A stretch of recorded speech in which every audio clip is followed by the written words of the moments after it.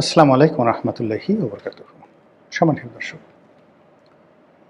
আগামীতে আওয়ামী লীগের রাজনীতি, বিএনপি আওয়ামী লীগের মধ্যে সম্পর্ক বা তারেক রহমান সাহেব এবং সজীব ওয়াজেদ জয়ের মধ্যে আগামীতে কী ধরনের বন্ধুত্ব হতে পারে, এই বিষয়গুলো নিয়ে আড়ালে আবডালে অনেক আলোচনা করেন। কিন্তু আমাদের দেশে যে প্রচলিত রাজনীতি, সেই প্রচলিত রাজনীতিতে আওয়ামী লীগ বিএনপির সম্পর্কটি অনেকেই অসম্ভব বলে মনে করেন।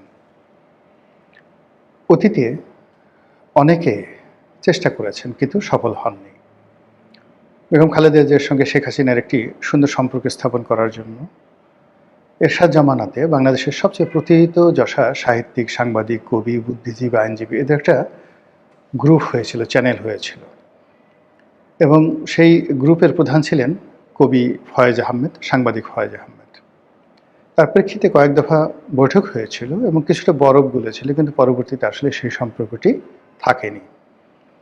বরং বিএনপি দ্বারা আওয়ামী লীগ যত ক্ষতিগ্রস্ত হয়েছে, আর আওয়ামী লীগ দ্বারা বিএনপি যত ক্ষতিগ্রস্ত হয়েছে, এত ক্ষতি অন্য কেউ কখনো এই দুটো দলের করেনি। এখন আওয়ামী লীগের খুবই ক্রান্তিকাল। আওয়ামী লীগের যতটা না ক্রান্তিকাল, বিএনপির জন্য আপাত দৃষ্টিতে খুব শুভকাল মনে হলেও এই শুভকাল বেশি দিন থাকবে না।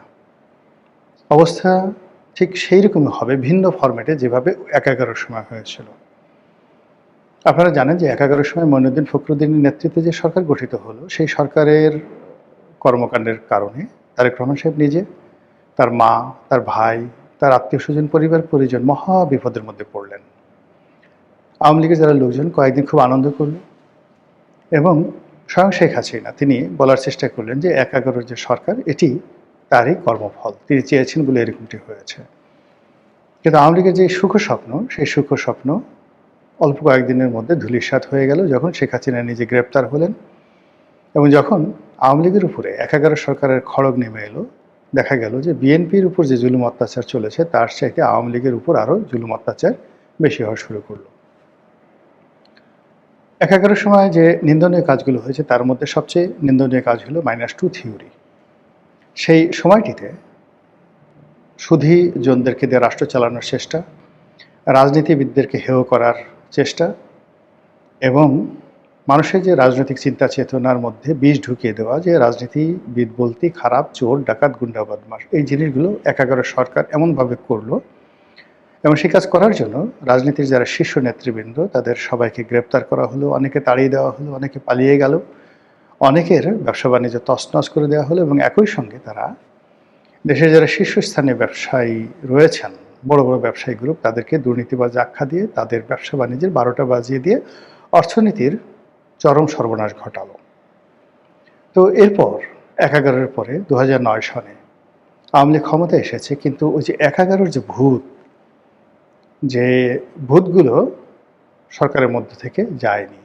ফলে কি হলো, শেখ হাসিনা নামে গণতন্ত্র ছিলেন, কিন্তু কার্যত তিনি চেষ্টা করেছিলেন যে তার প্রতিপক্ষ যারা আছে তারা ভালো মানুষ নয়। বিএনপি মানে হাওয়া ভবন, বিএনপি মানে খাম্বা, বিএনপি মানেই নানা রকম লেখাপড়া নাই, কিচ্ছু নাই, ইত্যাদি বিভিন্ন কথাবার্তা।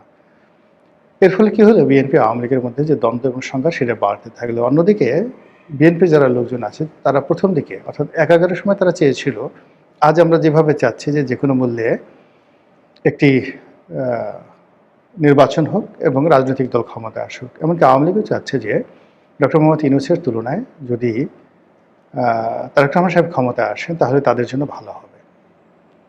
ঠিক ওই সময়টাতেও ১১-এর সময় বিএনপি চেয়েছিল যে ঠিক আছে, বিএনপি গেছে, আওয়ামী লীগ আসুক। তো তাদের সেই সুখ স্বপ্ন ২-৩ বছরের বেশি থাকেনি। সরকারের মধ্যে যে ভূতগুলো, সেই ভূতগুলোর কারণে তারা সেই সরকারের যারা প্রতিপক্ষ, তাদেরকে অবদমিত করেছে। দ্বিতীয়ত, তারা যে কাজটি করেছে, বিএনপির সঙ্গে আওয়ামী লীগের সম্পর্ক খারাপ করে দিয়েছে, এবং অনাহত অনেকগুলো সমস্যা, যুদ্ধ অপরাধ থেকে শুরু করে অনেকগুলো বিষয়ে আওয়ামী লীগ এমনভাবে ব্যস্ত রেখেছে যে রাজনৈতিক অঙ্গনে তারা রীতিমতো একা হয়ে গেছে। অন্যদিকে বিএনপি কি হলো, ১১-এর সময়টিতে তারা যেভাবে মিলিটারি সরকারকে ভয় পেত, কিছুদিন বাদে তারা দেখলো যে আরে, শেখ হাসিনা সরকার তো মিলিটারি সরকার চেয়ে খারাপ। মিলিটারি সরকারের সময় অ্যাটলিস্ট জুডিশিয়ারি ওকে ছিল, সম্মানিত লোকদের সম্মান করা হতো, কিন্তু এই জিনিসগুলো আর থাকছে না। তো এইভাবে তাদের মধ্যে যে দূরত্ব তৈরি হয়েছে, সেই দূরত্বটি বলতে গেলে এখন চরমে।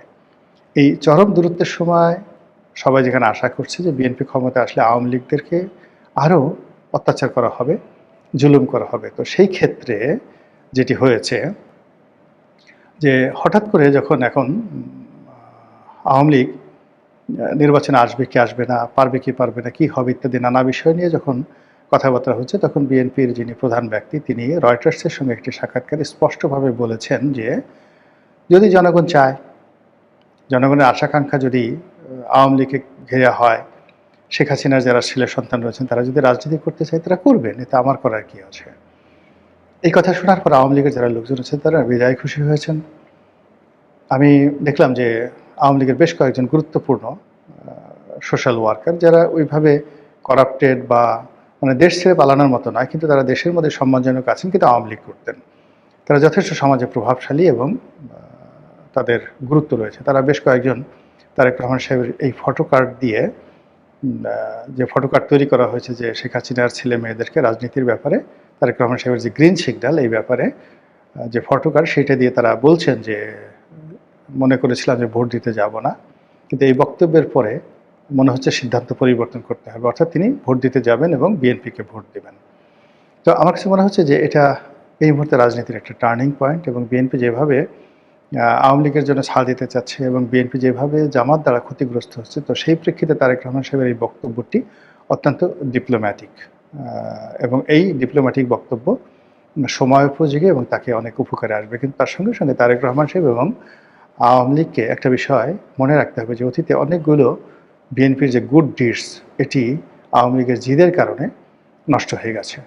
আপনাদের মনে আছে যে একটা সময় বিএনপি ক্ষমতায় ঠিক সেই সময় তারেক রহমান সাহেব যখন the Prince of the Persia মানে পারস্যের রাজকুমারের যেভাবে ক্ষমতা ছিল 2001 থেকে 2006 সনে তারেক রহমান সাহেবের ওরকমই ক্ষমতা ছিল, এবং তিনি ডিফ্যাক্টো প্রধানমন্ত্রী হিসেবে পুরো দেশ চালাচ্ছিলেন। তখন সজীব ওয়াজেদ জয় বাংলাদেশে এসেছিলেন এবং তার সেই আগমনটাকে আওয়ামী লীগ সেলিব্রেট করেছিল, one of the highest celebration. বিমানবন্দর থেকে একেবারে সুধা সদন পর্যন্ত লোকে লোকারণ্য। আমি ওই সময়টাতে যেহেতু রাজনীতির সঙ্গে জড়িত ছিলাম এবং এই ঘটনার সঙ্গে আমি জড়িত ছিলাম, তো দেখেছি যে সেদিন সজীব ওয়াজেদ জয়কে বরণ করে নেওয়ার জন্য কিভাবে রাস্তায় ঢল নেমেছিল। তো সজীব ওয়াজেদ জয়কে রাজনীতিতে তখন তারেক রহমান সাহেব স্বাগত জানিয়েছিলেন এবং তার বেশ কয়েকজন প্রতিনিধি জহিরুদ্দিন স্বপনের নেতৃত্বে ফুলের তোড়া নিয়ে সজীব ওয়াজেদ জয়ের সঙ্গে দেখা করার জন্য সুধা সদনে এসেছিলেন। দুর্ভাগ্যজনক হলেও সত্যি যে সেই দিন তাদেরকে সুধা সদনের ভিতরে নেওয়া হয়নি, অভ্যর্থনা জানানো হয়নি এবং তাদের প্রতি সম্মান এবং সৌজন্যতা দেখানো হয়নি। এটি বিএনপির উদারতা ছিল।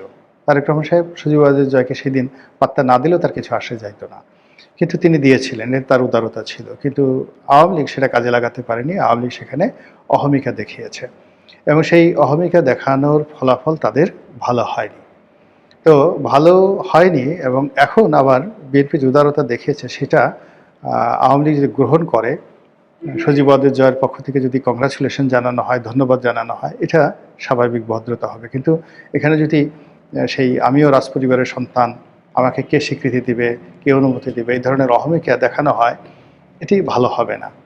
তো যেটা বলছিলাম যে এর বাইরেও বিএনপি কিন্তু দুটো জিনিস দেখিয়েছে। অর্থাৎ একবার তারেক রহমান সাহেব বঙ্গবন্ধুর মাজার জিয়ারত করতে গিয়েছিলেন এবং ওটাকেও টিটকারি করা হয়েছিল, সম্মান দেখানো হয়নি। এবং বিএনপি আশা করেছিল যে বঙ্গবন্ধুকে যে সম্মান তারা দেখালো, বিনিময়ে শহীদ প্রেসিডেন্ট জিয়াউর রহমানকে তারা সেই সম্মান দেখাবে, কিন্তু সেই সম্মান দেখানো হয়নি। ফলে কি হলো, তাদের এই সম্মানটা তারা আবার অসম্মানে রূপান্তরিত করেছে। এর প্রেক্ষিতে যখন বি চৌধুরীকে রাষ্ট্রপতি করা হলো এবং বি চৌধুরী যখন সেই বঙ্গবন্ধুর মাজার জিয়ারত করতে গেলেন, সেটা নিয়ে কিন্তু তাদের মধ্যে একটা ভুল বোঝাবুঝি তৈরি হয়েছিল। তো এভাবে আসলে যে একটি পক্ষ যে শুধুমাত্র বগল বাজাবে, অন্য পক্ষ বাজাবে না, তা হয় না। একটি পক্ষ ভালো ব্যবহার করবে, অন্য পক্ষ করবে না, তাও হয় না।